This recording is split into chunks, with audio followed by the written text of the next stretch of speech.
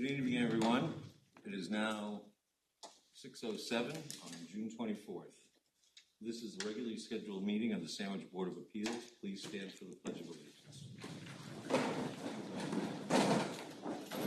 Allegiance to the flag of the United States of America and to the republic for which it stands, one nation, under God, indivisible, with liberty and justice for all.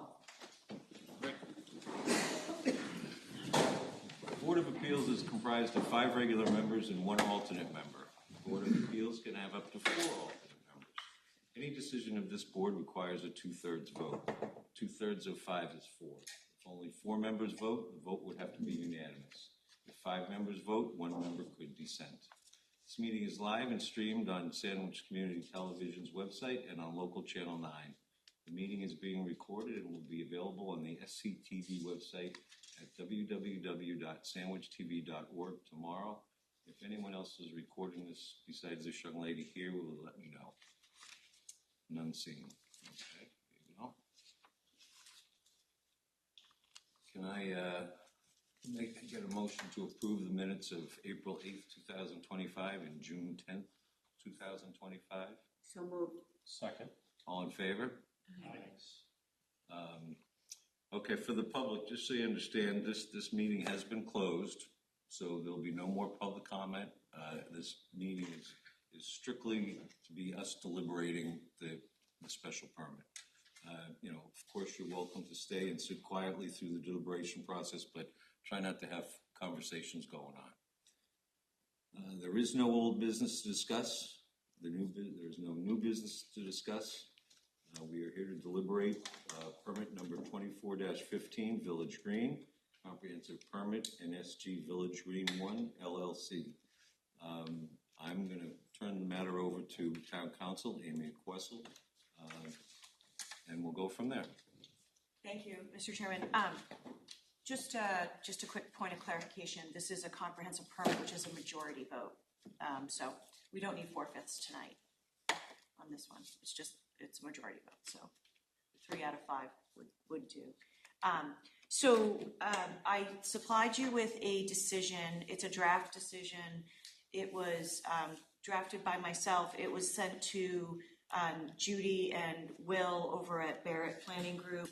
They commented on it, and then it was sent to Sean Reardon at Tetra Tech, and he commented on it. So the document that you have before you is that core document that Steve then made some changes to. So that's just in context of where we're at. And since sending it over to you guys, I have spoken with Leanne and Steve and realized that there are some things that we already need to change. So if you want, going through the background was taken from the application as to what exactly they submitted, and then there's been changes to that as I'm sure you recall. On that first paragraph, we're going to delete the 4 2-unit townhouses because those were removed from the plan.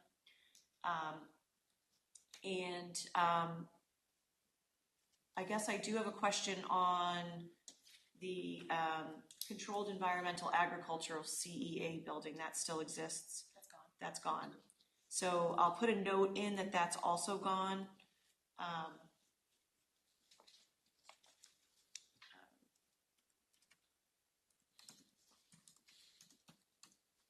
Okay.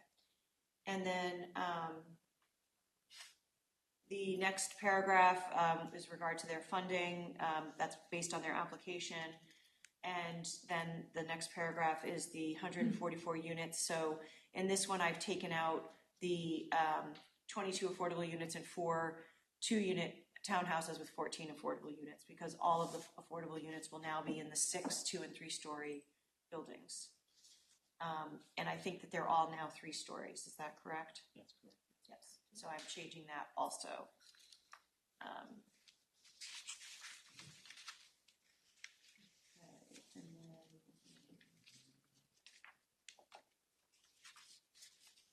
And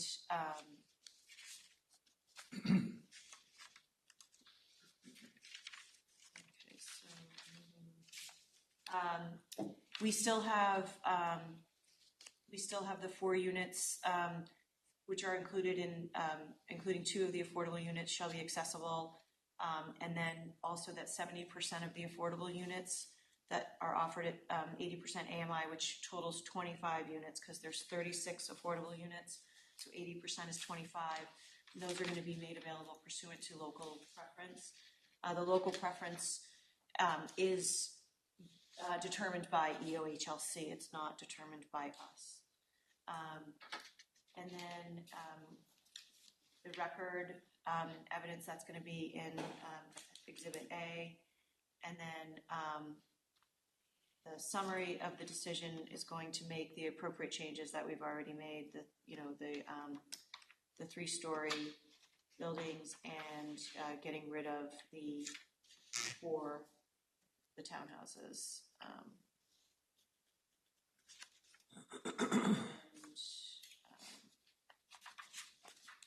We have the list of all of the submittals. We don't have to go through that whole list.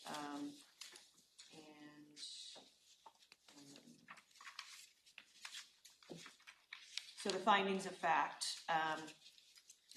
It starts with the fact that the applicant is qualified pursuant to 5604, meaning that the applicant is or will become a limited dividend organization, that they have a project eligibility, and that they have control of the site. And then we have the board finds that the project lies within the Pompanesett Bay watershed, for which there's an approved TMDL that exceeds the TMDL for Pompanesett Bay. As such, Pompanesett Bay is an impaired estuary. Application materials assert that no discharge from the proposed development will adversely affect the interest memorialized in the intermunicipal agreement, which, if we can't get the date of that, we would have to just say intermunicipal. It's November 13th, 2017. Okay. Was it November 13th of the year? 2017. Did we get the corporate filing for the limited dividend entity? So they don't have to have the LDO done prior to the decision. They have to create it. So Mass Housing will allow them to create it prior to some of their deadlines, not ours. I thought they had to have it before we could. Yeah, I did too, but in fact, Judy and I ran into this in another matter, and we were told differently by Mass Housing. Okay. So the board finds that nearby Peters Pond and Pimlico Pond, both great ponds under the Massachusetts statute, are important natural resources vital to community character, must be protected from direct adverse impact, direct or indirect water quality degradation. And then it talks about the WRS study. Groundwater flow is mainly from the west, and then we state that they're not listed as impaired waters under the EPA 303 program, but they're showing increased levels of nitrogen. Then the proposed size and scale of the project, including representations of 3-story buildings, do not relate to the size and scale of predominantly single-family dwellings that constitute the adjacent geographic area. The board credits the testimony of numerous area residents, including direct abutters, who expressed concerns and alarm over adverse effects that the development may impose on the quiet enjoyment of the principal residents in a small-scale rural residential setting with servicing road capacity and layout scaled accordingly. Finds that in order to integrate into the existing development patterns, it's essential that adequate visual and acoustic buffering from the project to its neighbors. The board finds the applicant's traffic volume study is inadequate due to the time of year it was conducted, and that plans depicting changes to the roadway are not substantiated by adequate, robust data requiring existing and future traffic. That's a really good point. Yeah, on the traffic plan, I attributed that to the time of year. I wasn't able to nail that down and substantiate it. There were concerns about other effects of traffic flow when they were conducting the survey. So I think that the question of whether they hit peak volume, the props of why it's inadequate. So we would just delete that finding. That number 7? Yeah. Got it, okay. It's also another time of year. Well- That's not why it's inadequate, So, the whole thing. just to clarify, the time of year was not an issue, correct? Correct. But the peak period was an issue or not? What I was informed by town engineer was that there was other work taking place during the same time on traffic flow. I don't know whether that was a So survey. it would have impacted the survey perhaps? Okay, so we can articulate that in the finding? Yes, I don't have language ready. I can work on that for a couple minutes while you go ahead. And if we could just pop back to number 6, when we're talking about acoustic buffering from the project to its neighbors, in a recent Falmouth decision, they included a 50-foot deeded restriction as a buffer to neighbors. Is that something we could add there? Yes, is there, I think most of the plans demonstrate that there is a buffer at least 50 feet, if I'm not mistaken. I looked through the plans today, but I mean, I would prefer to see the solar array at least 100 feet from the property line, but I think it is 100 feet from the property line. I don't know if it was covered. I remember looking at, It's tough to tell. yeah, I mean, because- maybe we because the clarify numbers that on for the sake numbers of. on the plan only show a 45-foot setback. And it doesn't show anything from there, but it looks like the additional setback is more than the 45 feet. What about the, wasn't a deed provided that there's a restriction on this property by the previous owner precluding access to, what is it, Peters Pond? Yes. Should we make a finding to that effect, or is that something we need to stay on? we can make a finding to that effect, yes, definitely. Because if we wanted to condition the permit saying that there would be no access to Pimlico Pond, we'd have to make that a finding, I would assume, consistent with the deed restriction.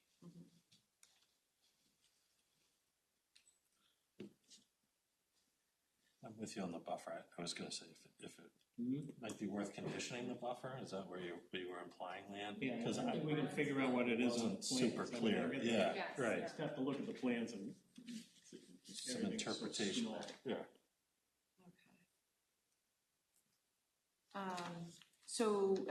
We'll add a finding regarding a deed restriction to Peters Pond. And then, the board finds that the applicant has provided evidence that there exists a regional need for low and moderate income housing, and that the town is not at 10% or 1.5% of the town's land area. As required by statute, the board finds that the project as conditioned herein is consistent with local needs. So that finding is if you decide to grant the permit with conditions.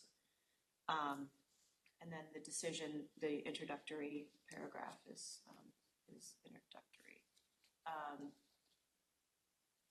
And then, so Steve, if you want to go through your comment on conditions of approval, I wasn't really sure because I thought we did that further on in the construction where you say, would it be productive to add a list or table of items? Yeah, that's what I learned. Yeah, We back in the office, so we do yeah. that anyway. I was so- just explaining that okay. we create a spreadsheet of what happens when it happens and the timelines that associated, so that's something we do internally. Okay, so we can delete that comment? Yep. Okay. Administrative, the comprehensive plan, permit is granted to the applicant and it's limited dividend and it's assigned and as conditioned herein, it cannot be transferred, without the approval of the subsidizing agency notice to the board. That's required under 5605-12B. And the transfer, shall not by itself constitute substantial change. That's also under the regulations. The board will have the power at a public meeting with notice to the applicant without further public hearing to modify or amend terms upon its own motion to correct technical errors in the comprehensive permit. That's a standard condition. If there's any change, they have to go through the requirements under 5605-11, which regulates changes to the permit. And then the permit is good for 3 years, so unless substantial construction has commenced, then the permit has expired unless it's been continued or extended in writing. Following the passage of the appeals, this permit has to be recorded. No building permit is issued until the condition is satisfied. The town has continuing jurisdiction over the project to ensure compliance. If any part of this decision is held invalid or unenforceable, it does not affect the validity of the other portions of the decision, so it's a severability clause. Copies of all required legal documents shall be submitted to the board and town council prior to the issuance of any certificate of occupancy. For housing, the project shall not be age restricted. It's issued pursuant to the eligibility letter that was dated August 19th, 2022. It's limited to 144 residential dwellings in 6, and that's going to be 3-story residential buildings. And then of these dwelling units, at least 25 will be affordable units. And then we define affordable units. And then again, the 70% of the affordable units are going to be local preference according to AUHLC. Before building permits are sought, the applicant shall submit a plan or a narrative identifying the affordable units as designated for initial occupancy as approved by the subsidizing agency's final approval, and that goes to the building department. The affordable units shall permanently remain affordable units for so long as the project is not in compliance with the town's zoning bylaw or the longest period allowed by law, whichever is longer, and that's all pursuant to 56032. The applicant will notify the board and EOHLC when building permits are issued for affordable units, and they have to cooperate with the town to add the affordable units to the town's SHI. However, since this is a rental project, all of the units will be considered for the SHI. So you will get 144 units. Final executed documents from the subsidizing agencies have to be, a copy has to be provided to the board. Separate regulatory agreement is required for the period after the expiration of the affordability restrictions imposed by the subsidizing agency. So the subsidizing agency will have a regulatory agreement that when that expires, the town regulatory agreement kicks in. It's called a springing regulatory agreement, and that makes the units remain affordable in perpetuity. So it's going to be initially subject to a regulatory agreement between Mass Housing and the applicant, and then if it, at any time the applicant is in violation of an affordable housing restriction, the board can pursue enforcement rights that it may have. All units have to be rented for a minimum lease period of 12 consecutive months. None of the units shall be offered or used as short-term rentals defined under General Laws Chapter 64G as a period of occupancy of less than 31, and then nor for sublease, and such prohibition shall be included in the unit's lease agreements. So the sublease was suggested by Steve based on a previous decision. The applicant shall construct and improve the property as substantially described in the final plans, and prior to the issuance of any building permit for the project, construction level plans stamped by a registered architect or registered professional engineer, as may be applicable, shall be reviewed by the building commissioner, town planner, and the board's peer review engineer. And then the final plans, these are all the requirements for the final plans. They have to be 3 sets of full size, 7 sets of reduced. They have to be digital copies also. They have to show the final detailed landscaping specifications, indicating species, caliper size, and quantity of each plant type. Any additional plan details or revisions that are required based on the conditions that you impose, and any additional changes that any other local board is going to require, or any federal or state requirements, and any changes that the subsidizing agency will require. And they have to conform to all of the requirements of the Americans with Disabilities Act and the Massachusetts Architectural Access Board. Prior to any clearing, grading, or receiving a building permit, the applicant has to provide evidence of final approval from the subsidizing agency. Just on number 20 there, we had a comment to remove what's in red and create its own condition. And maybe put that as condition number 21, that no clearing, cutting, or grading of the land shall take place until the issuance of a building permit.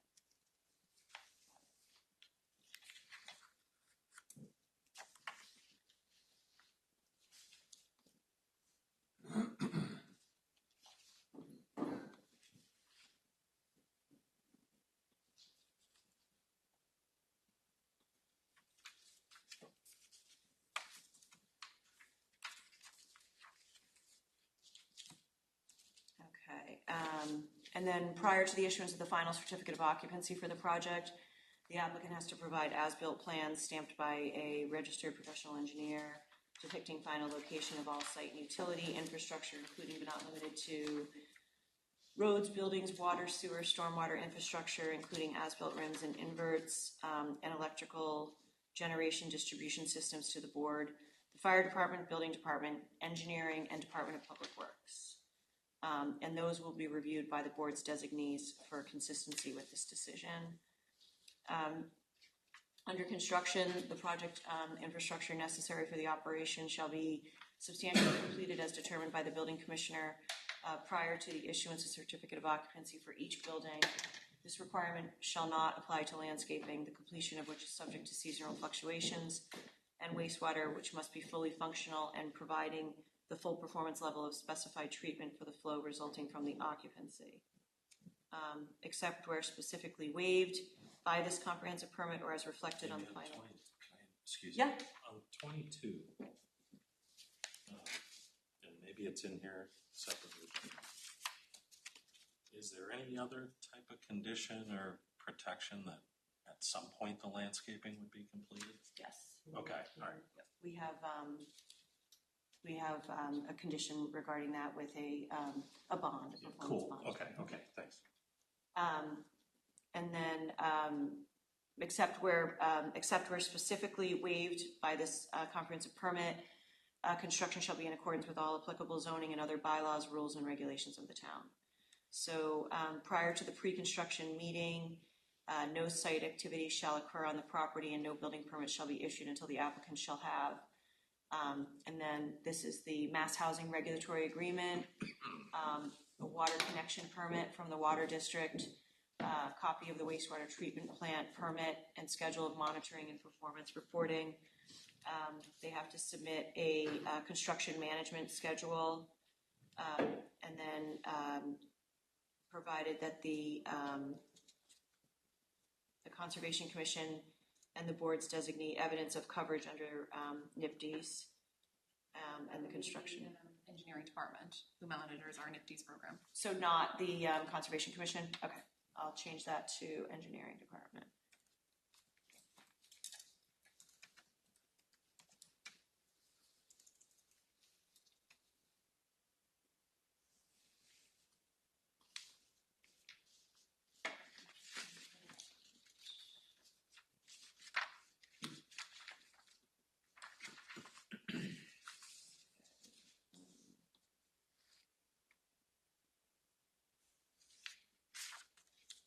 Okay, and then they have to, they also have to provide specific operational and maintenance measures for all stormwater and drainage facilities. Prior to the pre-construction meeting, the applicant shall provide an update as necessary.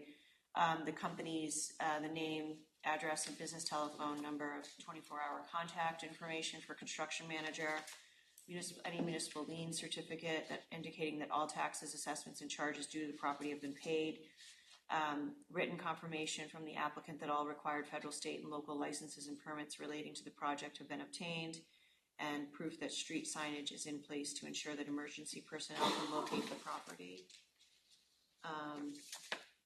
And then during construction, the applicant has to conform to all local, state, and federal laws regarding noise, odor, vibration, dust, and blocking of town roads. They have to minimize inconvenience to businesses and residents in the general area. And then the hours of operation. I wasn't sure what your general hours of operation are here, so I put general Monday through Friday, 7 a.m. to 7 p.m. And that is for you guys to decide. Is that how you normally, those are normal hours of operation generally? That's consistent with our general laws. Okay. 7 to 7. And then we also have, out of consideration for school bus schedules and the safety of children, there should be no heavy construction trucks entering or leaving the site on weekdays during student drop-off or pickup for the Sandwich Public Schools when school is in session. And the applicant shall consult with the Sandwich Public Schools administration to identify the specific times for student drop-off and pickup.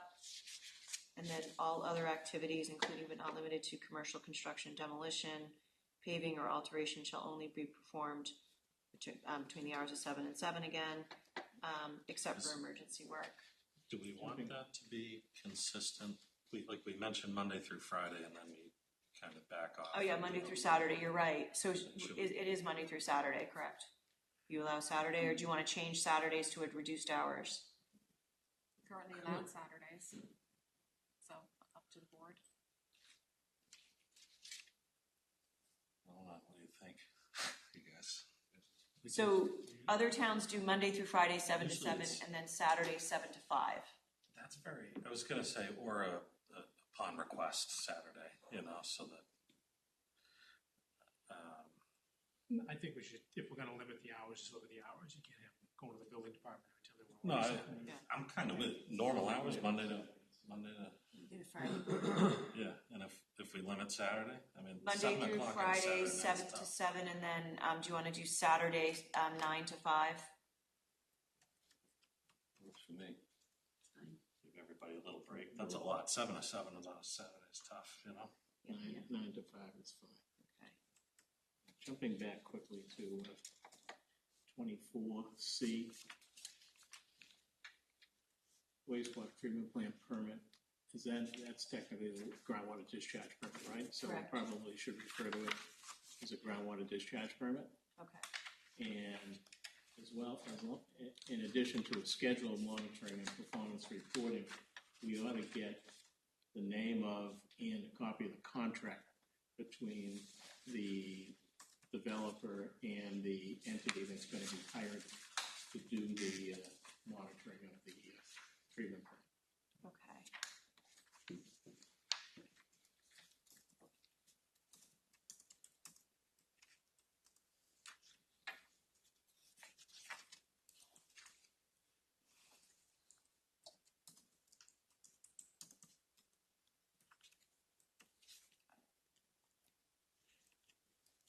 Okay, so, and then I'll change the hours from 7 to 7 to 7 to 7, and then 9 to 5.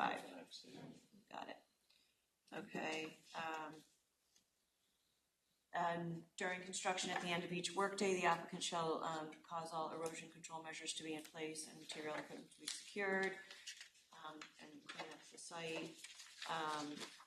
The board or its agents may enter onto and view and inspect the property during regular business hours with prior written notice, with consent not to be unreasonably denied or delayed, to ensure compliance with the terms of this decision, subject to applicable safety requirements. After completion of construction, the town's inspection officials shall have authority to, subject to prior written notice, all of that stuff, for purposes of ensuring compliance with the conditions of the decision and any other applicable permits, regulations, bylaws, and statutes. The applicant shall be responsible for the payment of all reasonable town inspection fees. No certificate of occupancy shall be issued until and unless all fees have been paid. The fee for engineering reviews and the town's construction oversight is the obligation of the applicant. This is the applicant has to set up a new peer review fund under 44 section 53G. Prior to clearing or grading construction, the applicant has to pay by certified check $30,000 as an advance deposit to cover at least a portion of those expenses. The applicant will pay any additional cost as required up to $50,000. And then if the advance deposit is reduced below $5,000, the applicant, upon notice, is going to have to increase the amount of the deposit. So there always has to be $5,000 in the 53G account. Amy, on this one, we have a previous finding or condition that we wouldn't allow site clearing or grading until the issuance of the building permit. Should we reference that with fees also, so it's consistent? Sure. It says the So second sentence, no site disturbance or clearing shall commence until all past fees are paid. And then we could say, and the building permit has been issued. yes.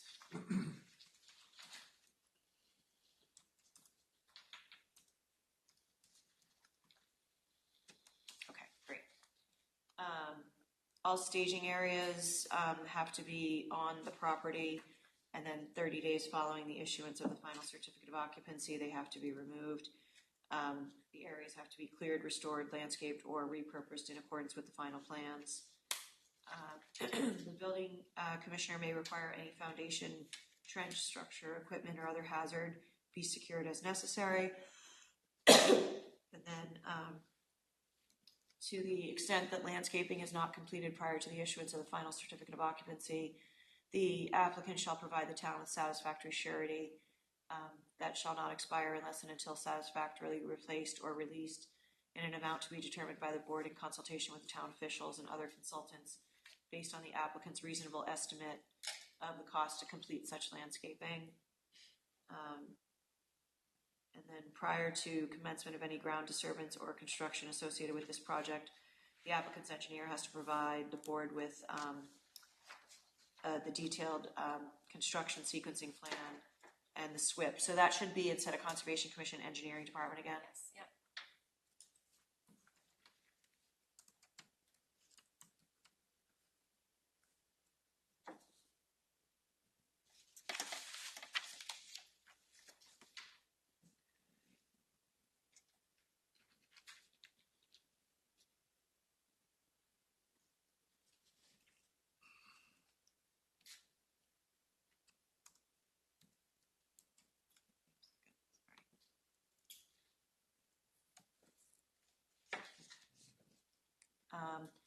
And then the next condition has to do with the SWIP.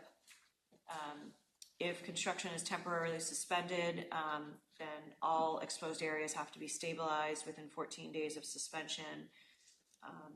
And then unstabilized slopes have to be have netting and pinning. The final plan set may be altered without returning to the board if and only if the building commissioner determines the change is so minimal so as to constitute a field change. The following are examples of what changes to the approved plans may be determined to be minimal field changes in the opinion of the building commissioner. So again, this is, I don't know if you guys have dealt with this before, but if you have any other examples, insubstantial shifts in building footprints or footprint locations to avoid ledge or other subsurface issues, which shall mean movement of not more than 2 feet, provided there shall be no setback nonconformity caused by such movement. Substitution of lighting fixtures or other fixtures, equipment, or other materials having equivalent or better performance, provided the resulting substitution shall be dark sky compliant. Additions to exterior lighting for safety, again, they have to be dark sky compliant. Insubstantial shifts of no more than 2 feet in walkways, driveways, or parking locations for topographical, ledge, subsurface issues, or other reasons, provided that there be no setback, accessibility, or other regulatory nonconformity. Additions to landscape plantings at the project site perimeter for additional visual or noise screening, provided that such additional plantings shall, I think that we need a not in there, shall not obstruct street lines necessary to support safe stopping site distances and intersection site distances. Insubstantial interior and exterior changes required to conform to state code requirements. Insubstantial interior and exterior changes required to meet superior energy efficiency standards, such as those that may be required under Passive House certification or zero net energy design, and the installation of a bike rack or any on any common area or garage of the project, provided there's no reduction in parking. So how do we monitor these, or basically substantiate the changes? So it says, okay, more than 2 feet. How do we make that determination? Who makes that determination? The building commissioner. Okay, so anytime they want to move something, they got to call him up. Yep. He's got to go out and make sure it falls within this. Yep. Okay. Yep. And if they don't call him up, how do we ever know what's been moved? Through our inspections would be Okay, the only but way. that's something you would see though if they move something over a couple of feet and. Usually on the as-built, you'd see if they're moving something, yeah, you'd see that and they determine it there. Again, if it's 2 feet, then we usually have a little bit of tolerance on as-bills anyway, but not, as long as they're not meeting setbacks and things like that, but once it's written down as 2 feet, then we'd look out for that. Because you still require the foundations to be pinned before they're installed, right? So you would know before they were poured where they were going to be exactly in terms of the We usually get the as-built after the pour, okay. so It'd be too late at that point. Right, exactly. but they're still responsible for what the work they carry out, so it's on them to make sure they're in the, we get the, we're required to have the as-built as soon as foundations by the bylaw as soon as foundations are installed before they go any further with the construction. So So if the foundation's in the wrong place, they'd have to take it out and move it, modify it so that it conforms. Yeah, beyond them to do that. We wouldn't, as the bylaw says, they can't go any further with any more construction until the as-built is passed for the foundation. And if that were the case, would they have to come back to us for a modification if they put it in the wrong place? Yep. Okay.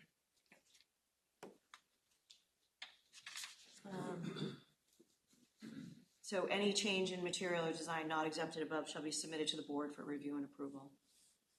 Prior to and during construction, physical barriers shall be installed to provide tree protection along the limit of the clearing line. Erosion controls and tree protection measures shall be maintained throughout the course of construction. The applicant shall install a stone scrubber pad to clean tires before all vehicles exit the project site. All drainage structures shall be protected from soil and debris. No stumps or construction debris shall be buried or disposed of. And if construction is not completed within 14 months from the issuance of the first building permit, a revised construction schedule shall be submitted to the board and the building department. Sorry, Amy. Just going back to number 38. So it says that the trees will be shown on the final plans as being reserved. Does that include like a tree inventory of what is currently on site? We have some pretty majestic shade trees on there that the tree warden has noted that he would like to preserve if possible. So could we ask for an inventory of existing trees? Yes.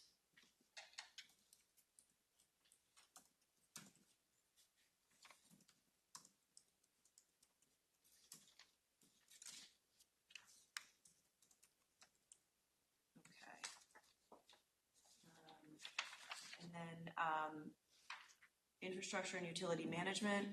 Unless otherwise provided for herein, the following portions of the project shall be and shall remain forever private. The town shall not have now or ever any legal responsibility for the operation, maintenance, and repair and replacement of the following. And they are the entire subsurface infiltration system, on-site stormwater system, all stormwater, wastewater treatment facility, water connections, lines, and equipment, sidewalks, driveways, roads, utilities, drainage systems, water and sewer system, fire protection, gas if applicable, electric, telephone, cable, and all other infrastructure shown on the plan, including but not limited plowing, sanding, snow removal, trash collection, site maintenance, and landscape maintenance, property lighting, landscaping and screening, and solar array and interconnections. Pursuant to the stormwater operations manual plan, the applicant is responsible for protecting annual inspection, maintenance, and cleaning of all elements of the drainage system. We should have we should get a copy of the entity that is going to perform that work and a copy of the contract between the owner and the entity that's going to perform that work, which would set out how often it's being done and things of that nature. And would we require that an annual report go to the building commissioner? Yes, I would say that would be, and the engineering department.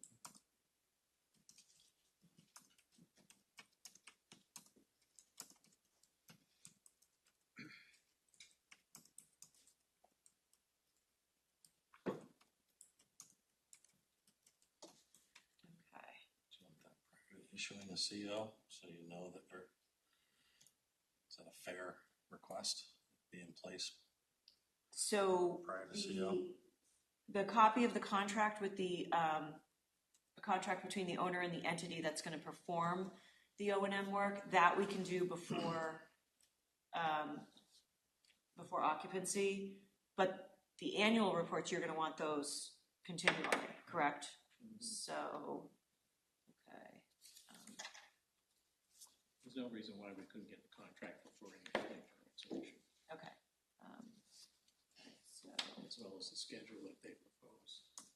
And then our engineering department can look at it to determine whether what they're proposing is adequate. okay.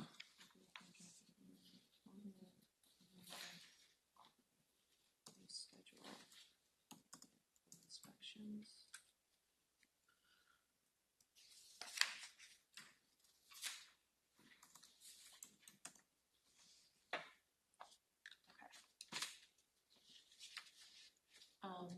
And then the project's going to connect to the Sandwich Water District infrastructure.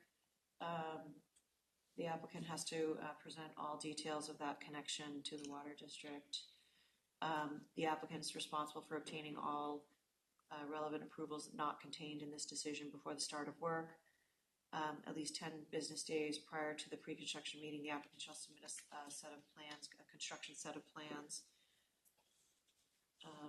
Is 46 before clearing? Start of work, is that before clearing or is that? Yeah, let's do that, Before- before any clearing, before, Is it worth clarifying?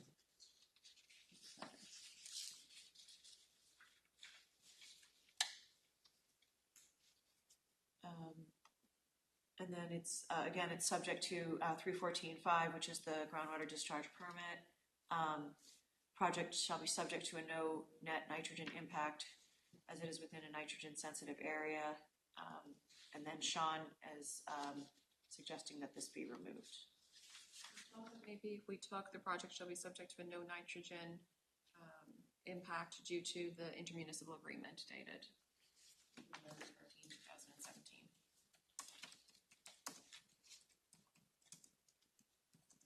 Two 17, right? Yeah. Okay. Perfect.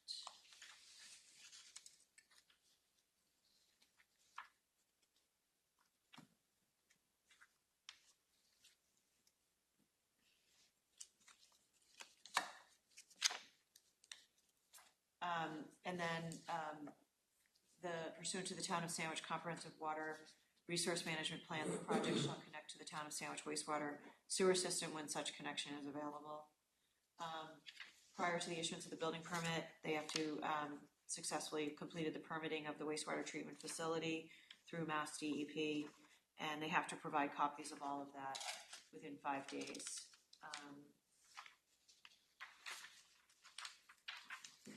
Project shall obtain a groundwater discharge permit prior to applying for a building permit. So those, I think, actually contradict each other. So prior to the issuance of a building permit, they have to successfully complete the permitting.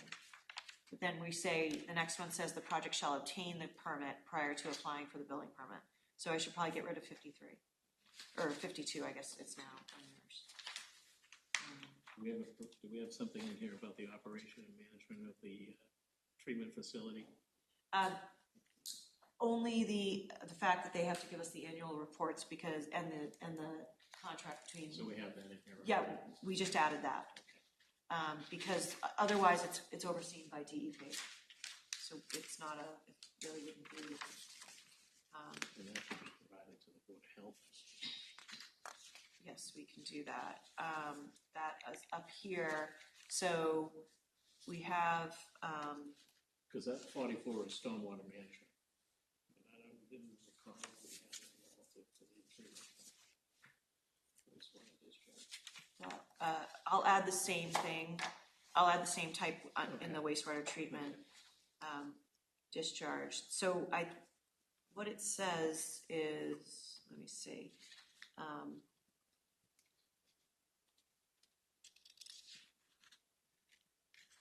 Can we get a certification from their engineer certifying that, or will DEP provide that, certifying that the end result will comply with the tri-town agreement? DEP will not provide that, so we would have to ask for that. So their engineer could provide. Are they monitoring? The entity that's responsible for the monitoring would have to certify that when they do their annual or periodic review that it remains in compliance with the no net nitrogen tri-town agreement. The agent must certify that the wastewater treatment facility is in compliance with the IMA. Okay.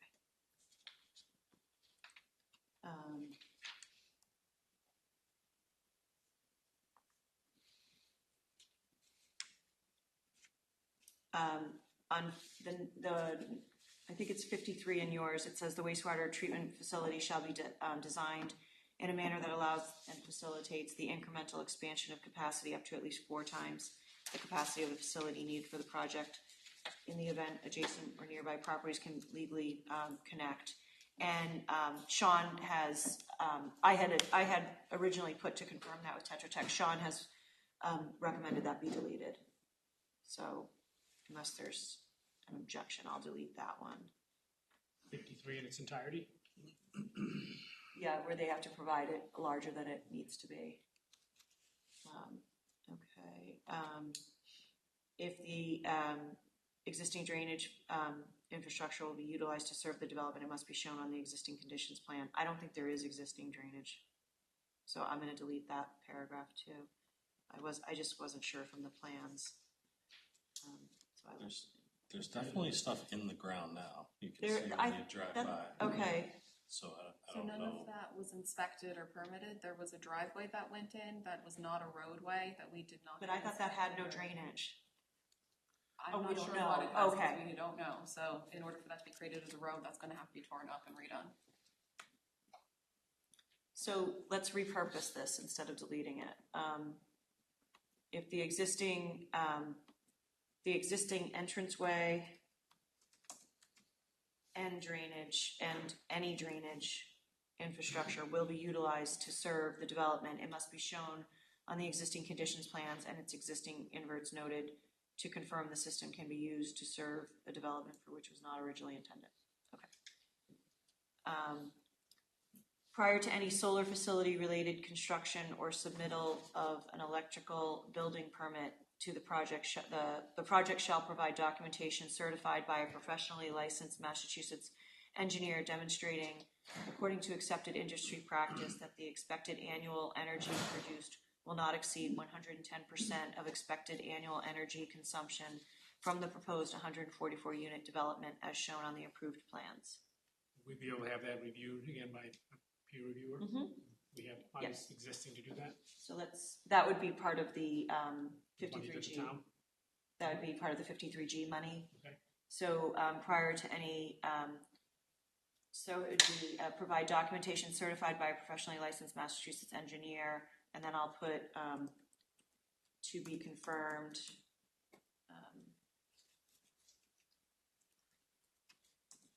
By the town and or its consultant. Amy, I had two more here as it relates to the solar. for the Sure. board, to think about. Potential number 55, prior to any solar facility related construction, all housing units shall be constructed, at least maybe to the framing point of each of the buildings, so that the housing is substantially underway prior to the construction of the solar panels, for the ground mounted. And then the next one I was thinking was that the applicant shall provide a detailed analysis of solar energy outputs on rooftops and parking areas that show a reduction in the capacity needed for the ground-mounted panels. And I believe that was stated by Mr. Cleary at one of our meetings, which I can source the meeting date if they want to add when that testimony was given. I would recommend including those. Just on the framing, it would be a pass frame inspection. Past Yeah. framing. Board comfortable with that, or would they like to go further into the building insulation or framing? Does that have the intent of what we need?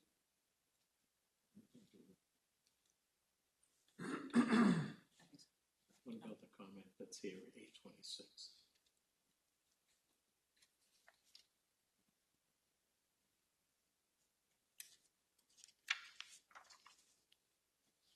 How does the 110% cover that? So Sean did address that. All the electrical work will require an electrical permit from the building inspector. So that condition was added by Sean, 110%.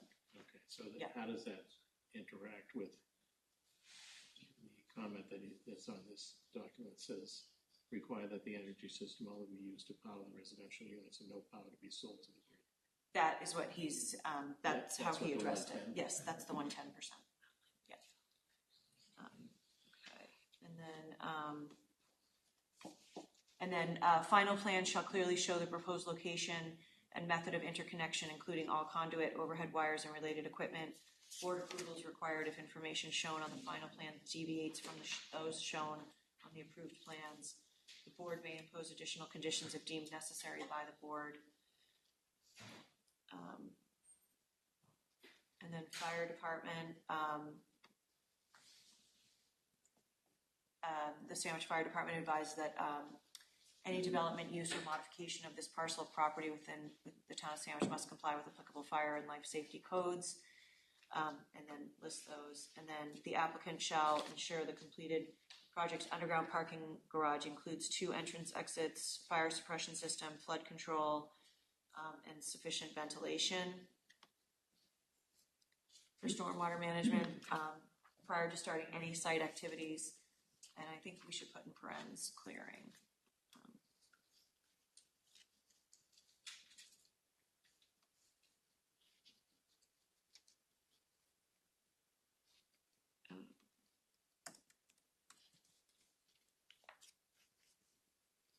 The SWIP has to be provided. The applicants shall comply with the SWIP. The stormwater management system shall be constructed that should be in accordance with all final plans. They have to protect the subsurface infiltration system during construction, and the post-development impervious areas shall be consistent with the impervious areas shown on the final plans. They have to be cleaned and inspected. Any fill has to be suitable. And prior to the issuance of a certificate of occupancy, the applicant shall provide to the board the name and address of those responsible for maintaining the stormwater system. We already have that up above, so we'll figure that out too.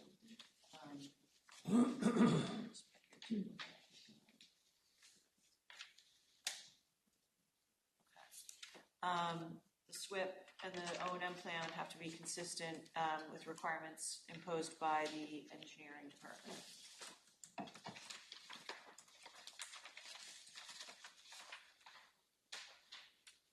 And then this goes on, this is just a standard condition regarding the O&M plan and everything that's necessary. And then prior to the issuance of an occupancy permit, the applicant shall grant to the town an easement for the purpose of accessing and making emergency repairs to the stormwater system consistent with this paragraph. And then Sam wanted to add an indemnification, and I looked that up and we can't do that. So.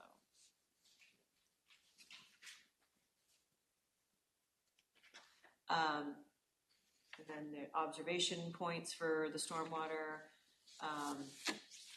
The stormwater has to be inspected by the peer review engineer, and final design so that the entire system and required freeboard is below the finished floor of the adjacent garages.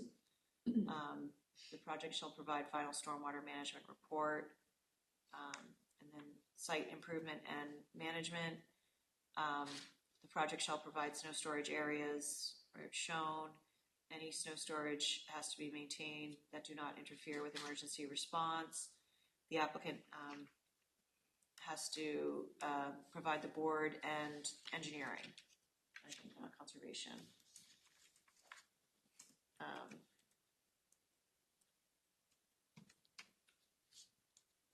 A copy of its snow removal policy for when snow accumulation cannot be stored on site. They have to have a snow management plan, and then the applicant shall extend the privacy fence and a 10-foot wide landscape buffer zone, at least the full length of its boundary with 70 Falmouth Road. The landscape buffer zone shall be designed to minimize impacts on the adjacent property. So I think we want to change that one to add 50 feet. So this lot that's shown here, parcel ID 11-267, is that? Yes, that's the one that. Just, I think we can just say that should be retained as open space. And that provides a national buffer around that residential lot, I presume. And I can't tell because there's no dimension on the plan how far back that goes. From. But if that's retained, if that parcel is retained as open space, except for the clearing they may have to do they may need for access. Originally, they were going to put a child's playground there, and there was another building there. So now it should just be retained as open space, permanent open space. So parcel number 11-267, where it says Route 130 landfill, this one right here, right? Right here. Yep. So it's gonna be this full parcel? Yep. Yep, okay. And that provides the buffer.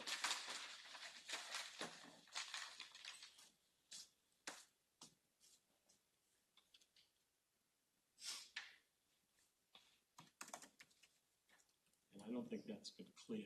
I'm not sure. Has that area been cleared? I don't think it has. So that should This be, is that should be vegetation, retained in its natural state.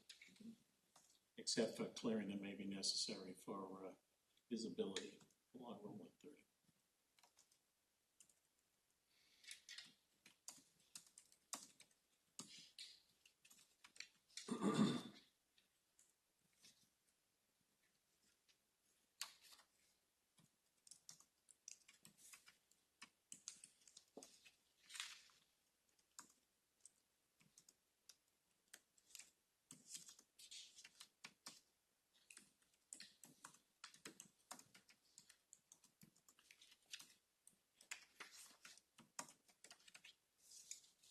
Deed restriction? A deed restriction, have it remain in its natural state?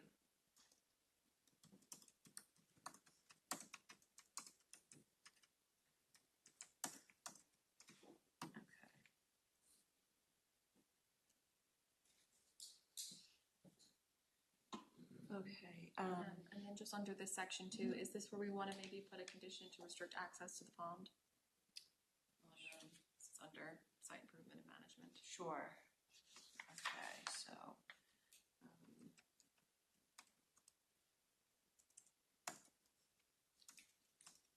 Okay, and then is this where we also want to put the 50-foot natural buffer and then the 100-foot buffer around the, Solar fields. Minimum 100. okay. So.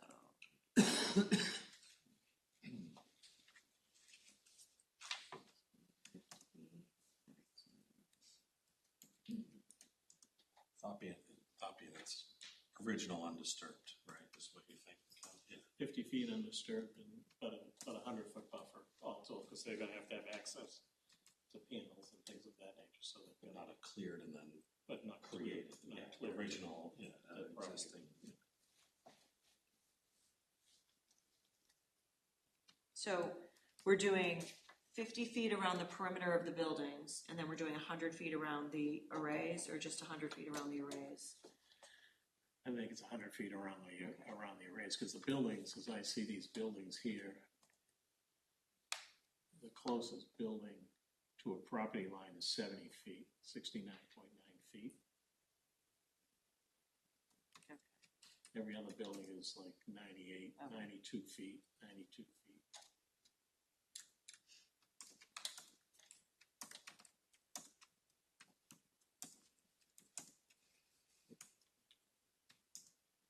Thing is that they really should. Okay.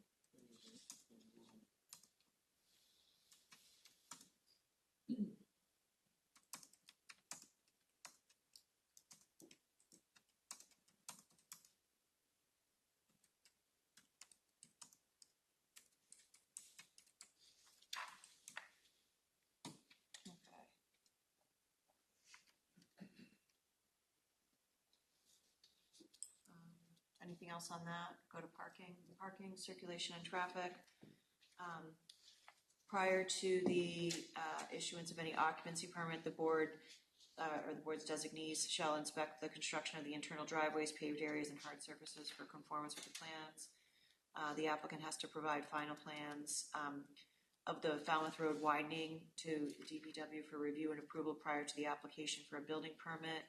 The design must be prepared and endorsed by a properly licensed Massachusetts civil transportation engineer and reviewed by a qualified professional of the board's choosing, whose comments shall be addressed to the satisfaction of the board and shown on the final design plans.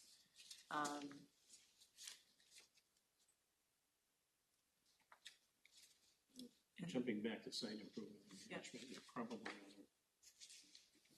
it says community garden and open space, but we should condition that the area between the 6 buildings should be retained as open space, park / courtyard,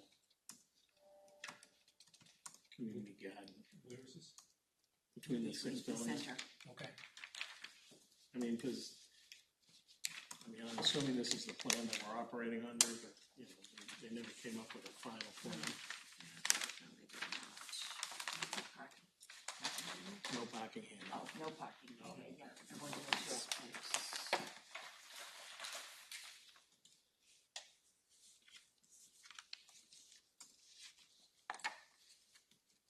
Okay.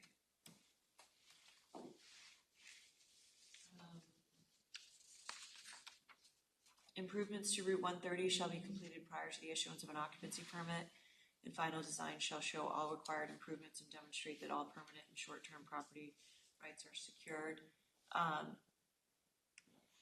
Steve, did you want to comment on the two comments about the traffic requirement to assess traffic flow? Sure. Yeah, there are just open questions whether there's grounds to stand on to look for traffic monitoring or some sort of way for the project to, or for the town to monitor the changes in traffic over time as a project, if it's built out incrementally, or as other seasonal changes take place that aren't necessarily the project but bear on how the project functions. We wouldn't be able to do the latter, the second part, yeah, because it's not under their control. Gotcha.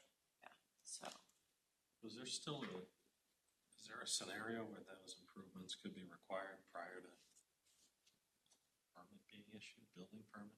I thought at one meeting we had suggested that just with concern over construction traffic being a one lane. so it would behoove them to have that done prior to the building permit. Did you want, should we do something along the lines of, prior to, they have to have applied to the state for the improvements to Route 130, Prior to what? to the building permit? And then they have to be completed prior to occupancy? Yeah, I guess it's just, I was thinking more of Who's during making the construction. determination on the adequacy of the access, the site distances, et cetera, and whether or not turn lanes will be required? So Is that the town's, that's their civil Is that- transportation engineer as reviewed by the town. as reviewed by the town, because the town has control over Route 130 as opposed to the Commonwealth?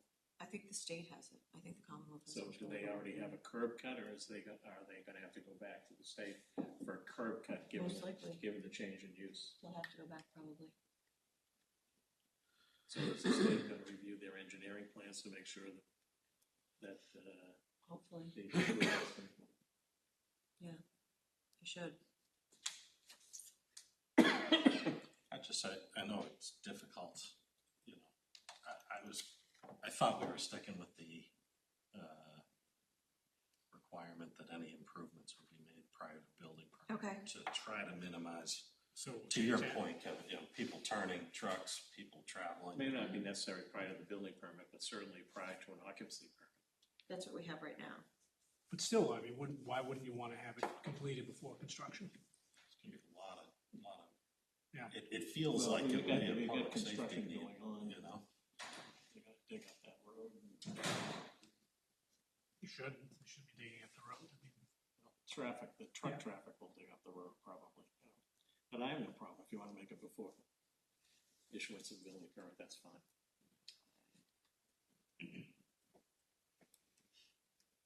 But usually those improvements are based upon 144 residential units, not interspersed truck traffic. Yeah, but once they're made, they're completed prior to.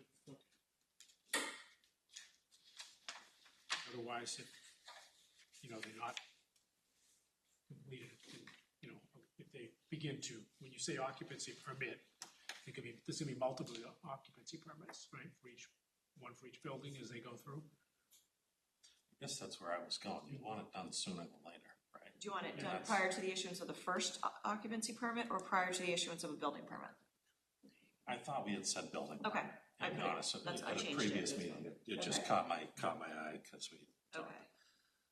And then I had a question on that one, whether we specifically mention the left-hand turn or do we just leave it as it is, which are the improvements to Route 130? Leave it as improvements? I think The plan's it has to be TBD, improvements right? as required by the Commonwealth. I Okay. guess. The Commonwealth's curb cut permit. Okay.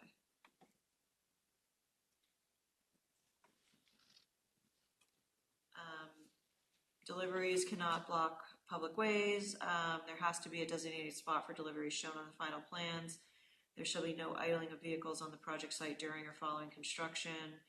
Vehicles exiting, they have to be placed under stop sign control. They have to have a stop sign when they leave.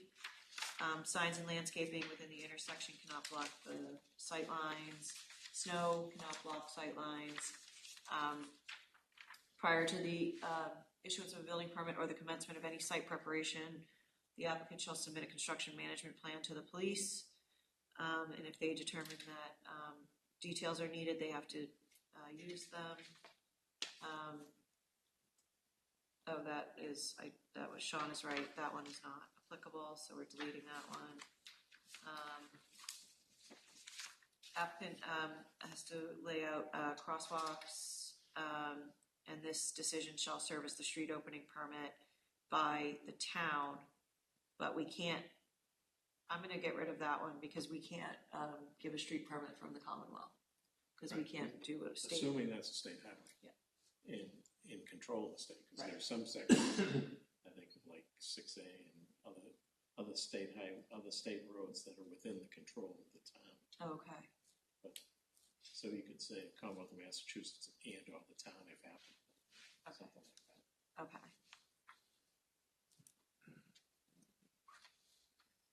So we're deleting the one about Call it, yeah. pedestrian crossing. No, deleting the one about decision shall serve as street opening permit from the DPW. And then I'm going to add, I'm going to go back to the improvement one where it says improvements to Route 130, and I'll put as required by the Commonwealth and or the town, and then whatever it is, it is. Yeah, if that. Yes. You have two under the section. Sure. So there was talk about requiring less parking spots and having overflow parking if necessary on the other side of the road. So we don't reference that yet. I was wondering if we wanted to go to 1.5 down to 1 and then have overflow parking if necessary on the other side of the road. Yeah, I mean, I can't tell. Do we know how many parking spaces are on this plan that they gave us? It was listed at some point, I don't know. What does it say? There's a It says requires 288, proposed 288. right. So they've provided all of the parking on this plan. Are we looking at the same one, Leanne? The one dated, the newest submission. This is May 15th, 2024. Yep, it's the same one, yep. And then there was 5 spaces for the clubhouse, so there's a total of 293. So they're providing all the parking that's required. Yes. And if they want to reduce the amount of parking, then I suppose they'd have to come back and designate where they're going to put it and how many they want to cut back. We hadn't got that far into the conversation. No, we never got that far, did we? Well, because we were originally all okay with the reduction of the permit, but then they never really got back to us on that. So then they can be required to provide all the spaces that are required. If they seek a reduction in the number of spaces, then they'll have to come back to the board with a plan showing where they want to locate the potential construction of overflow parking.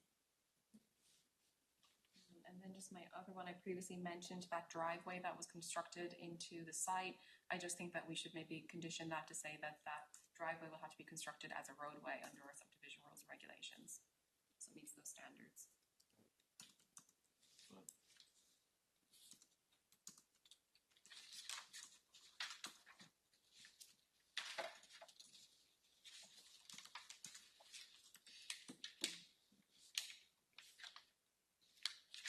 Okay, signs, the signs have to be coordinated and approved by the fire department. They have to be shown on the approved site, and they have to install zoning compliant wayfaring signs at appropriate locations, and they have to be shown on the final plans. Steve asked, can we require or request any ADA considerations for wayfinding crosswalks? We can. Okay. So, Just wonder if I should have been restraint on that. But yeah, I was thinking internal to the development, whether they're complemented on the sidewalk network, if there's somebody that could benefit from some rail postings in some areas or some acoustic crossing cues. Sure, that could be a finding if that's dicey for a condition. But okay.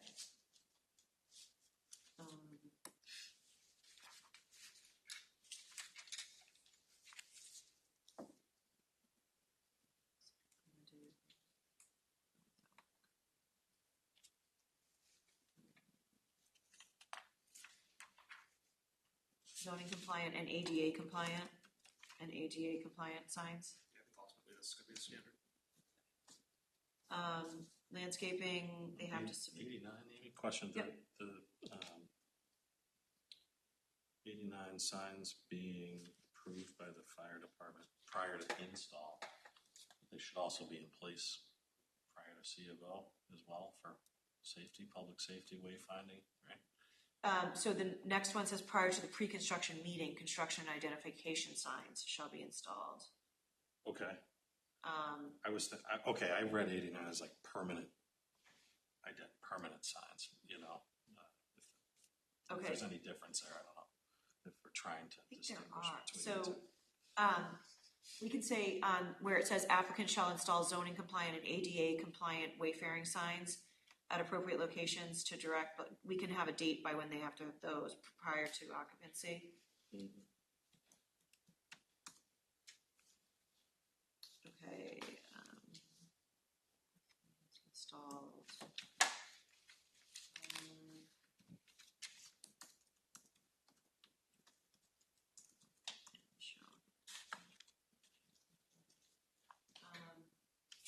So landscaping, they have to submit the detailed landscaping plan. All landscaping has to be in accordance. They have to have an as-built landscaping plan. It has to be stamped. Any trees shown to be on the final plans as being preserved shall remain. Any existing mature trees to remain that dies following the issuance shall be replaced. And then they have to be replaced with similar species and height. Any tree removal done within the public way must be approved by the Board of Public Works pursuant to Chapter 87. Any trees located within the site triangle have to be trimmed and maintained.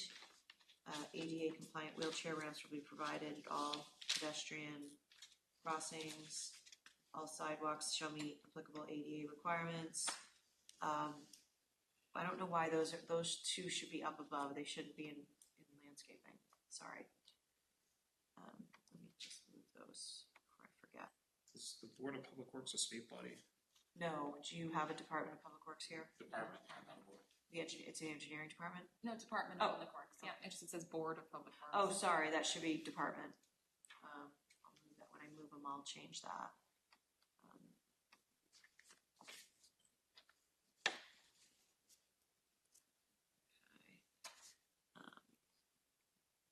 There is a state Board of Public Works, though. You are right, but I think I meant department. Okay.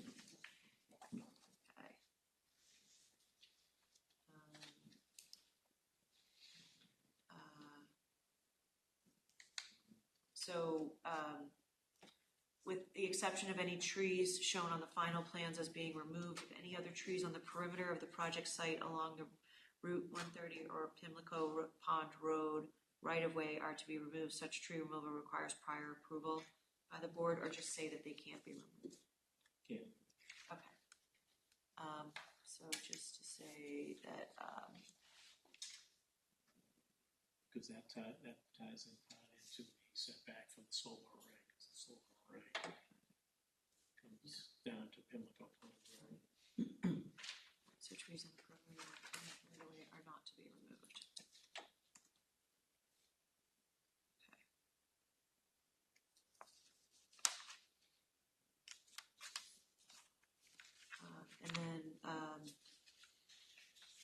General condition is, except where specifically waived by this comprehensive permit, construction shall be in accordance with all applicable zoning bylaws. And that brings us to the waivers. Did you put in the restriction about access? No. We did make reference to the deed restriction limiting access to Peter's Pond or whatever. We don't have it in here, but I have a note to put it in there. Yes. So what is it going to read? How is that going to read? Right now, I have restrict access to pond per deed restriction. Okay. But we're gonna have to figure that one out. Yeah, because the deed restriction talks about a single house or something like that. No access would be provided to Pimlico Pond. In Petersburg. No constructed access shall be provided.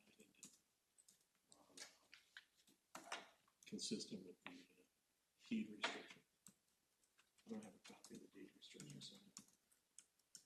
You have a copy of the deed restriction, Amy, right? I think it's in It's on the website. it's in the web, it's on the Okay. documents on the website. I did see it.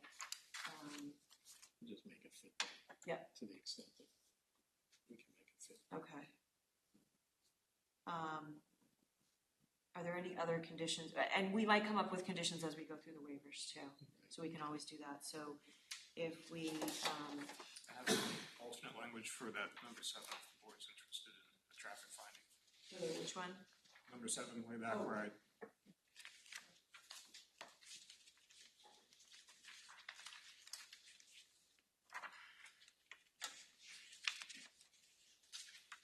Okay, if you want to go ahead, because I'm just going to put in my notes, Steve, to provide, and you'll provide it to me. I drafted an email. Excellent.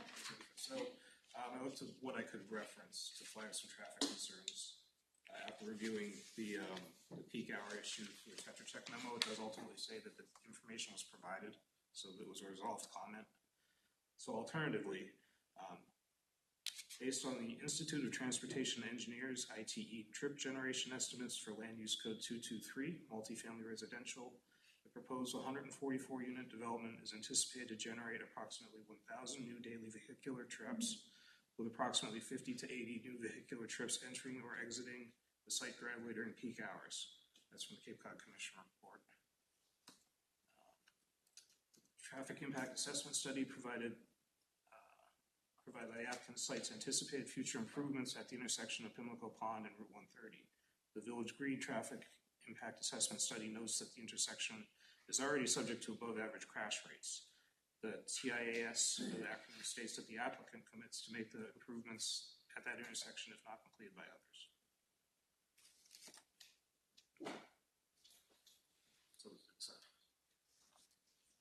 So it reflects the applicant's statement about work at that intersection, and also brings some quantitative information about the degree of trips and travel from an independent party rather than a debate between the applicant and the consultant.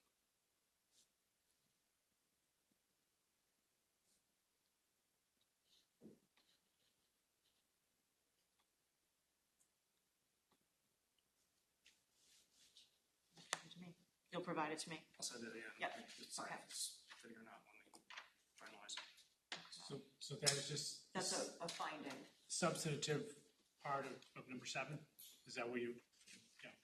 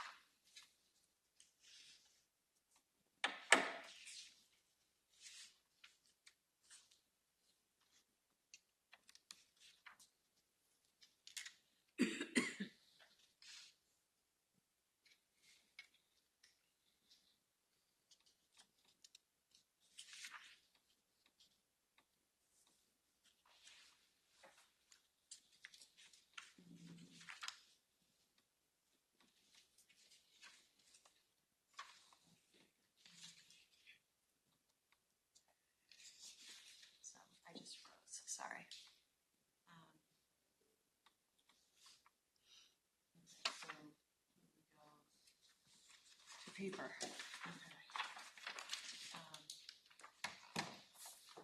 Okay, so how this was done was I have the section number, I have the text, which is from the actual zoning bylaw or general bylaw or regulation, and then I have the third column is essentially all that the applicant provided us for their list of waivers. And then the next column would be your decision. So the first one is under use regulations. It says no lot shall be used and no building structure or addition to a structure shall be erected except as set forth in the use regulation schedule. And they are seeking, so sections 220 and 4180, prohibition of power generation electrical in the R2 zoning district and special permit requirement under 4180 for solar photovoltaic installation, large scale, ground mounted. So they have that, which is really two waivers, so I split it up into two. The first one is 220 and the second one is 4180.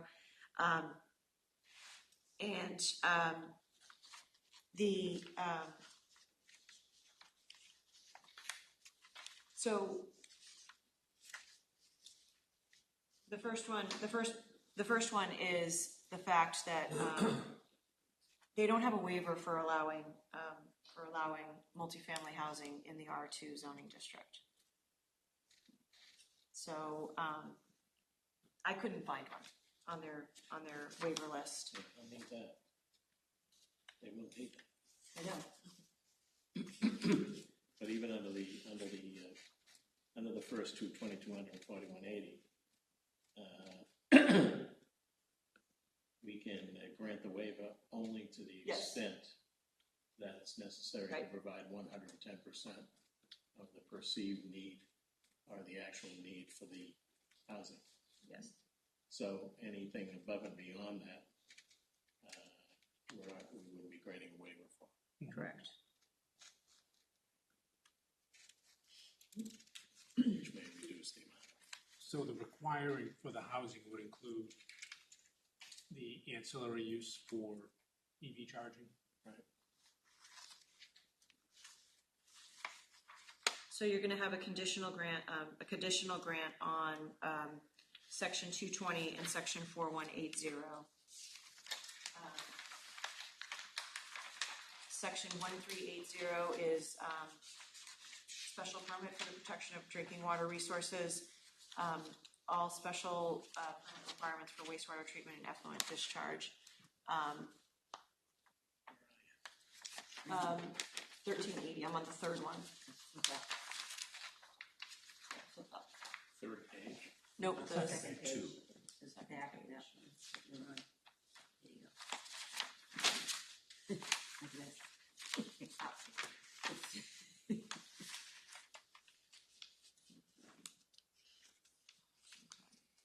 So this one I recommend granting this because again the wastewater treatment facility is regulated by DEP. Right. 5,000 is the next one, and again that's the water protection. And again I recommend granting that because it again DEP is in control. 4610. That's multifamily dwelling shall have the following minimum frontages on either a state highway or an accepted town way. It may not hurt on the wastewater, just to put in a caveat that the waiver is granted subject to the appropriate issuance of a groundwater discharge permit by the Commonwealth of Massachusetts. Sure.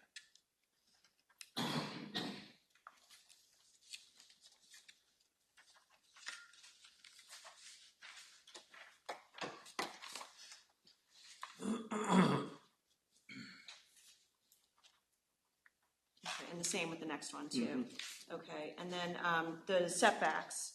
So section 4610, it has a prohibition against locating multifamily development on a scenic road.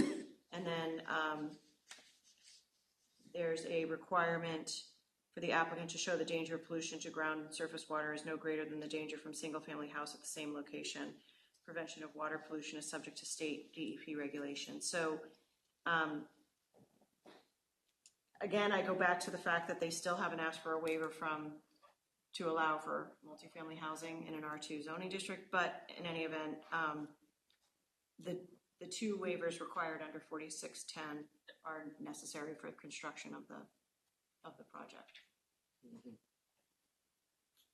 So I suggest granting them. Mhm.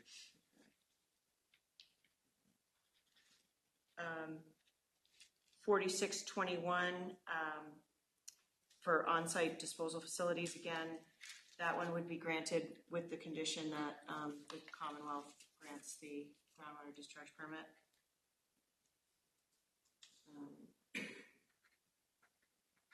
And then the 4630, the site shall be so designated that all improvements shall be in accordance with standards set forth in the subdivision rules and regulations of the planning board.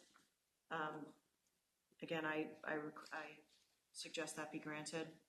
Why would we grant that? Because they're not putting in, well, I mean, it's up to you guys. They're not necessarily putting in a subdivision roadway. It's all one lot. So, Doesn't that, didn't we, it would seem to me that roadway would have to meet some kind of minimum standards. so the minor standard of a minor applied to a minor street. So then I guess not granting it is probably the right way to go. They did not. It's more than a driveway, right? Yeah, it is. Sean must have looked at the design. Yeah. Yeah, it looks like it's a roadway coming in that would be named.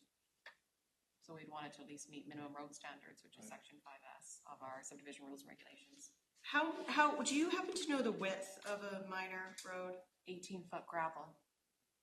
So it would meet that. It's 24 feet. But it's not gravel, it's gonna be paved. Yeah. So it would meet the minimum, it would meet a minor street. Well, subdivision requirement, I think, is 24 feet anyway, isn't it? The minimum road standard is 18, but it goes up to 24 for a paved surface, yeah. Okay. So we'll not grant that 4630. And then 4640, multifamily dwellings shall have an applicable land area per dwelling unit equal to at least 1.2 times the lot area required at the location for a single-family dwelling. Calculating the total number of dwelling units as defined, total number of dwelling units, the definition of applicable land area contained in 4441 shall apply. So essentially, in this instance, they can't meet the density. Right. Okay, and then the next is the front and rear yards and each side yard shall be determined by multiplying the total number of units allowed on the lot by 10 feet. They won't be able to meet that either. So the requirements, their explanation is that requirements for per unit density based on the applicable land area on the development site plan, boundary setbacks based on formula, and vegetation within setbacks. So is that to be granted?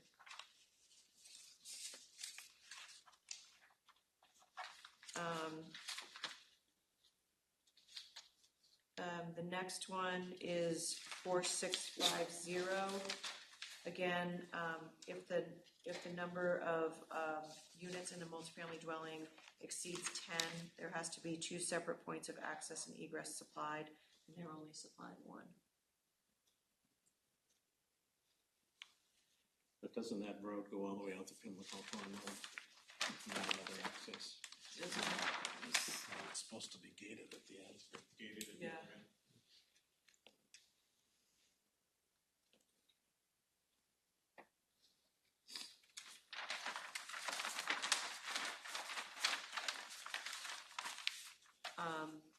So that one Yeah. granted. Yeah.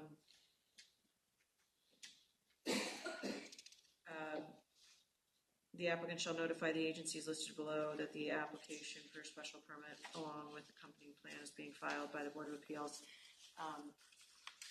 That's granted. That should be granted because that's part of that's really what the comprehensive permit is for.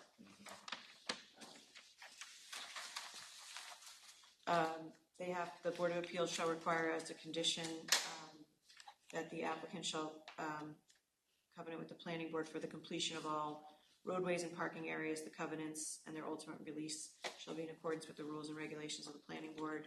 as contained. So, they're asking for a waiver from the requirement for a covenant.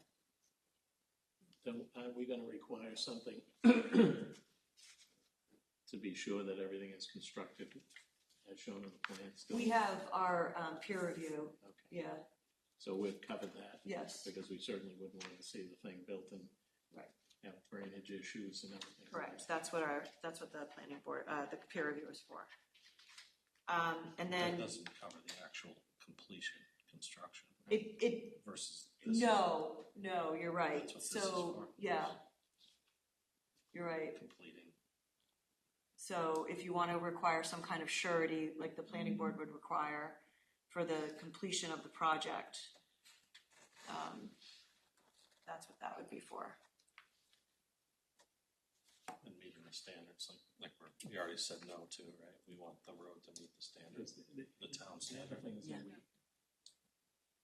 there is a, we want to we may want to go back to the conditions and just add a condition relative to the construction of the amenities, the clubhouse and the pool in the playground. Those amenities shall be completed, at some point during the construction, maybe not after everything is built, but Prior to the The last building or occupancy something. permit for the sixth building. well, you may not necessarily need it with one building up or two buildings up, but Okay, prior to the occupancy of the last building that should be completed. yeah. Six, Yeah. okay.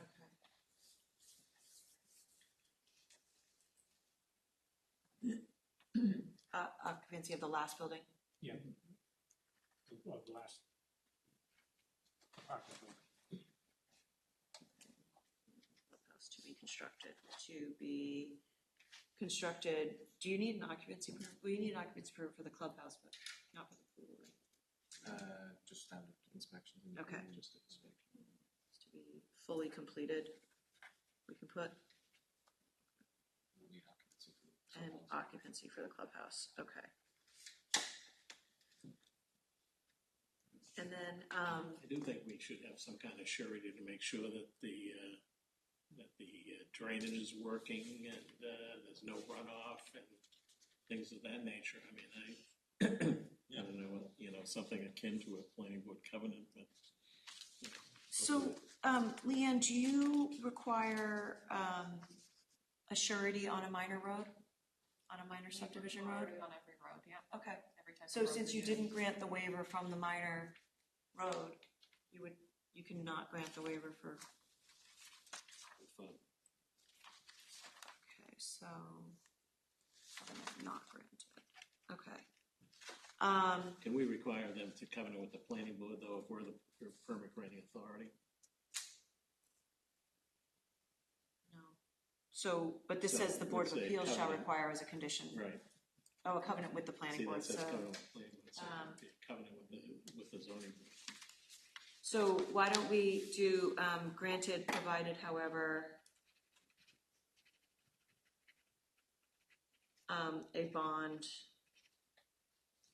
a bond would be required, because we really couldn't do like a lot covenant or anything like that.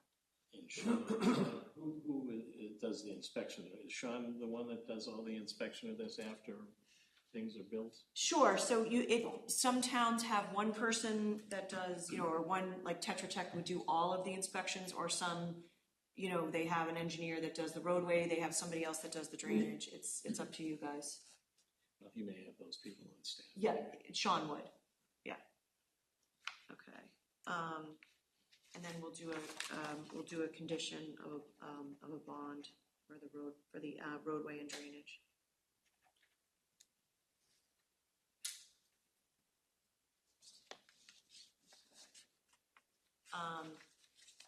And then the requirements, the setback requirements, so they're gonna need waivers from the setbacks. Those are necessary, so. And then 35, We want to make an excellent building, we want to really put in a caveat that no building shall exceed 40 feet. The building's on here at 39 feet, 7 inches or something like that. But in no event shall any building exceed 40 feet. Okay. Or something like that. Got it. And then the 3510 has to do with the lot vegetation coverage. They have not less than 30% of the lot area shall be retained, and then there's a bunch of restoration issues, and they need to allow for greater percentage of the lot to be developed. So that's their reason for this waiver.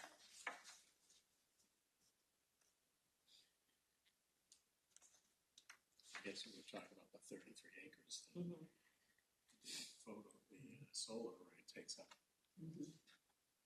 more than that.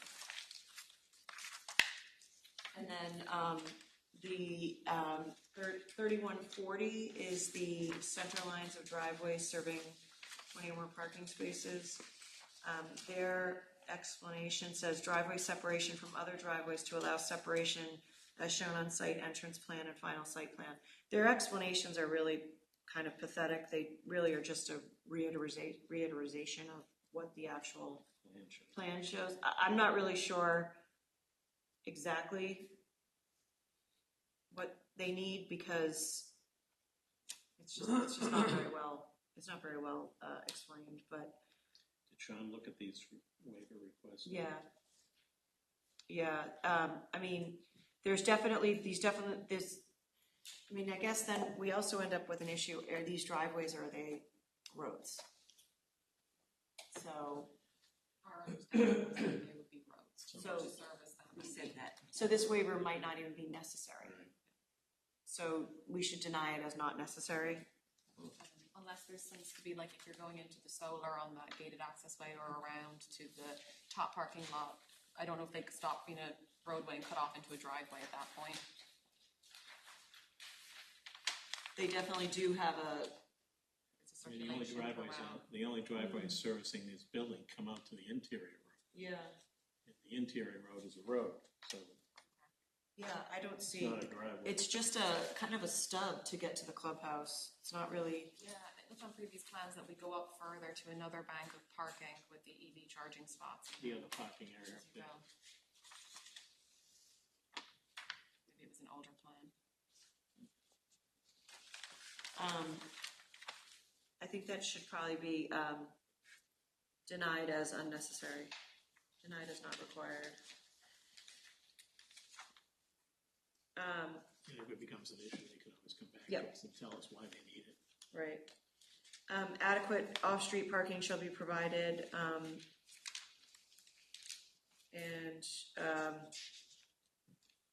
so it says adequate off-street parking shall be provided on all weather surfaces within a reasonable distance to service all parking demands created by new construction, whether through new structures or additions to old ones or by change of use of existing structures. Such parking shall either be on the same premises as the activity it services or within 300 feet on a separate parcel, which may be jointly used with other premises for this purposes.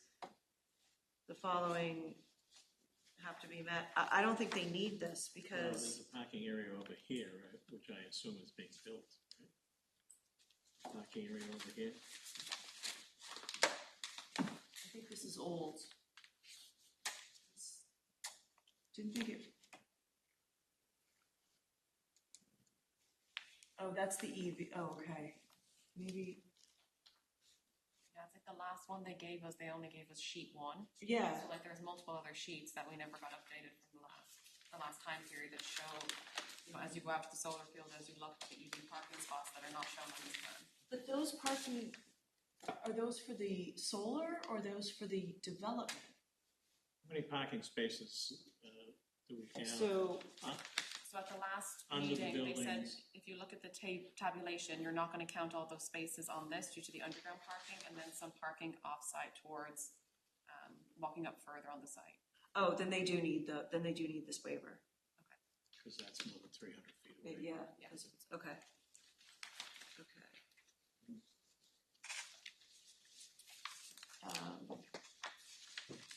Local rules and regulations of the Board of Health, they're asking for a waiver from the local regulations of Board of Health, which is should be granted contingent on them getting the groundwater discharge permit.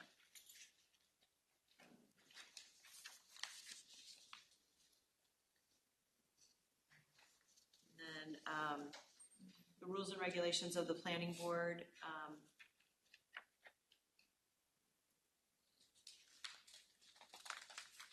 So they have, the plan shall show the location of public and private wells and septic systems on all abutting properties. They're asking for a waiver from that. That's up to you guys.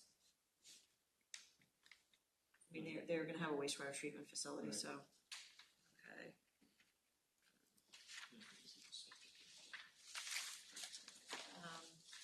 And then the next one is the scale of the plan,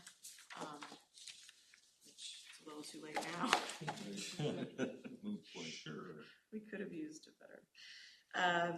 And then your comprehensive permit regulations, they have the filing fee of $5,340 is not reasonable where the filing for a special permit for 144 units rather than a comprehensive permit for the same number of units requires a filing fee of only 150, and the process of reviewing both applications is substantially the same. That's completely up to you. I would not recommend waiving your filing fee. Yeah, I don't believe we've ever waived the permit fee I don't think we should waive housing. that. Okay. And there's substantial more effort that goes into a comprehensive permit than a special permit on the planning department. No, I don't think we should waive that.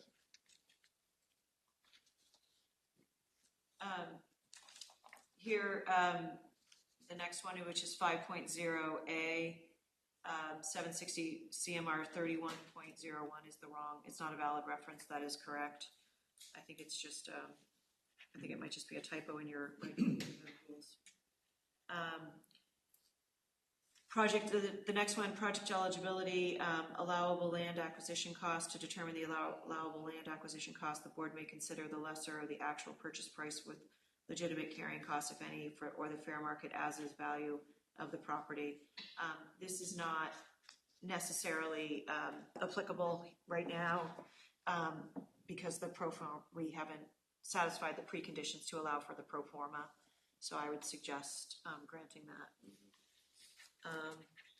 For fees, the applicant requests a waiver of all building department and building permit fees applicable to subsidize or affordable units for this proposal. So here, this is a common waiver request. It's they're looking for, instead of 140 building permit fees for 144, it would be 144 minus the 36 units, and that's completely up to your discretion whether you want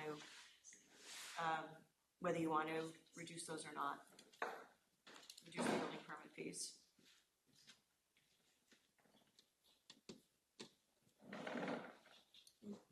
What's that? Just reducing it by the number Yeah. of affordable units. I'm okay with that. Yeah, I'm fine. They're gonna have to inspect the whole building anyway. With the multifamily building, it is gonna make a heck of a lot of difference. All right, so I'm going to grant it, Grant that waiver. reducing only by 36 Right. units. Yes. Okay.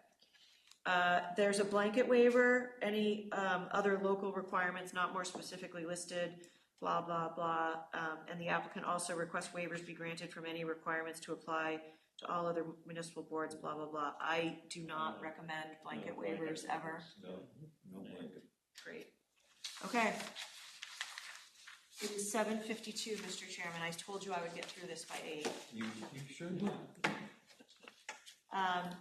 So if there's nothing else, we're gonna add conditions with regard to the pool and the clubhouse, and we're gonna add a condition about the roadway being bonded, the roadway and drainage being bonded. And then I will provide a revised decision to Leanne and Steve for review. I guess we should probably see if Judy or Will have any comments at this point. Nothing to add. I'm impressed with how fast we got through that. You're on mute, Judy. Oh, you can't hear me? Oh, there it goes, okay. You're good now. You're good. Maybe it'll. This better? Yeah, No. No. Still no? No, you're good. Yes. You can't hear me? We can hear you. Oh, there, see, eventually that voice comes back. Amy, I was impressed you got through that as fast as you did, so, I don't have anything to add. I mean, my frustration with this is that it's really the applicant's burden to be clear about the waivers they need. And we shouldn't have to be trying to decipher what they haven't said clearly, so kudos to you for trying to sort this out. So, Mr. Chairman, at this time, we go back to the last page of the decision. I guess what we're going to have to do is we're going to have to do a vote. I can do a motion that will. That somebody can say so moved if you wanted to on the waivers because of the way that we've done those. So there would be a motion to grant the waivers pursuant to the plans, except for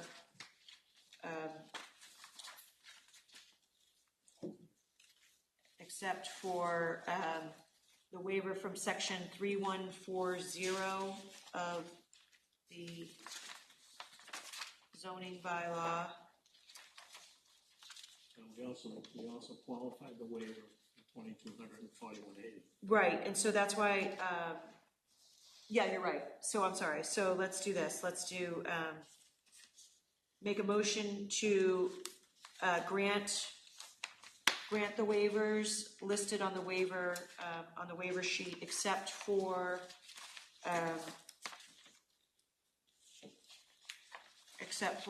the waiver from 3140, which is denied as not required.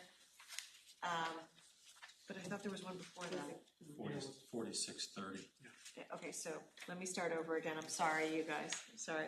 So we're going to grant the waivers as listed, except for 4630, the waiver from zoning bylaw section 4630, and 3140. There will also be no waiver from section 2.02 of the comprehensive permit submission rules of the Sandwich Board of Appeals, and there will be no no blanket waivers. Further, the waivers for sections 220 and 4180 of the zoning bylaw are conditionally granted only for 110% of the units. Anything above is not granted a waiver. Great. As well as, I think, was there conditional approval on 2600 not to exceed 40 feet? Sure, that is on the plan.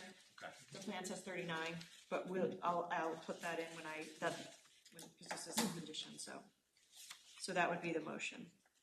So moved. Second. All in favor? Aye. Aye. Okay, and then the second would be a motion to approve the comprehensive permit and waivers as voted, as shown on waivers as voted, subject to the conditions set forth herein. So moved. Second. All in favor? Aye. And then, do you normally just have the chair sign the decision? Yes. Okay, so that's fine then, we're good. Okay. So I will work with staff to get this finalized as soon as possible. But in any event, it will be filed by July 3rd. Okay. With the town clerk. All right, there is no items for board A lot of meeting. work, and everybody else that. No items for discussion. Can I get a motion to adjourn? So moved. Second. All in favor? Aye. Aye. Thank you, everybody.